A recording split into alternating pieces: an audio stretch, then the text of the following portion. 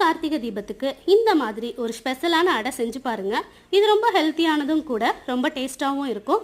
வாங்க எப்படி செய்யலான்னு பார்த்துடலாம். இதுக்கு முதல்ல ஒரு பவுலில் 1 கப் அளவுக்கு பச்சரிசி, 1/2 கப் அளவுக்கு கருப்பு உளுந்து சேர்த்துட்டு ஒரு 4 மணி நேரம் நல்லா ஊற வச்சு எடுத்துக்கலாம்.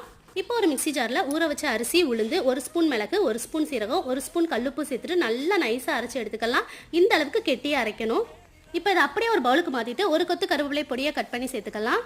2 சில்லு தேங்காயை பொடி பொடியாக கட் பண்ணி நல்லா மாவோடு சேர்ந்து நல்லா கலந்து எடுத்துக்கோங்க. இப்போ ஒரு வாழை இலையில லேசாக எண்ணெய் தடவிட்டு மாவை வச்சு நல்லா ரவுண்ட் ஷேப்புக்கு தட்டி எடுத்துக்கலாம்.